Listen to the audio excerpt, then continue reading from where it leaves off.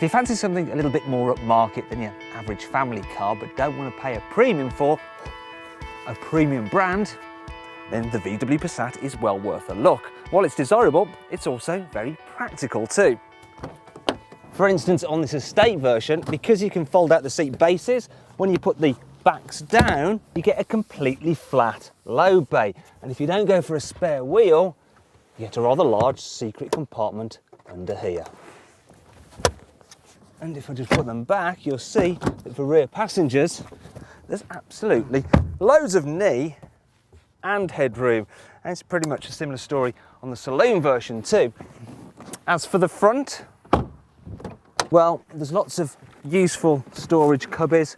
For instance, there's a big one here in the centre console, and it's even got auxiliary in, which is handy. There's some massive door bins where you can fit big bottles. It's a bit warm now, but it doesn't matter because in the big glove box, I've got an air conditioning outlet, which turns it into a fridge. So that'll chill that.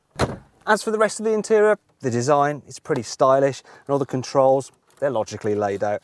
And I like this particular feature because it feels quite premium. To start the car, you take the key and you insert it into the dash. And that's just like on an Audi A4. And then to release the parking brake, you just hit this button.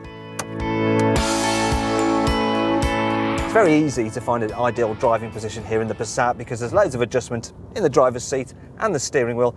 And the footwell, well, it's nice and roomy too, which is handy if you've got big feet. Anyway, I also like the fact that all the controls, well, they're nice and weighted. They've got that solid Germanic feel to them. However, the best bit about the Passat is how it provides the perfect balance of handling and comfort. For instance, on rough roads, it's really good at soaking up all the bumps. Yet when it gets a bit twisty like this, it's actually pretty engaging too. I mean, it's not quite as much fun as a Mazda 6, but you know, it's not far off. And if you do want it to be a bit sporty, you can get stiffened sport suspension, but I won't bother with that because it does make things feel a little bit firm. And that brings me on to the Passat's bad points. And I have to say one of them is the fact that at higher speeds, it can be a little bit noisy. You get a bit of wind whistle. And surprisingly, it's not actually as quiet as its smaller brother, the Golf.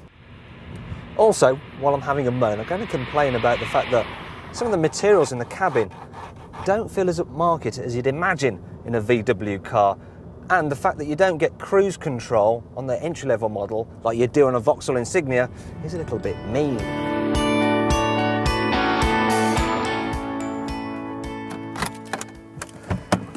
Another downside is the fact that you can't get the Passat as a hatchback. It's actually only available as an Estate or a saloon. Also, it's slightly more expensive to buy than its main rivals, such as the Vauxhall Insignia. That said, it will hold its value well come resale time. And overall, this car provides a happy medium between your more run-of-the-mill family cars and the more premium executive models.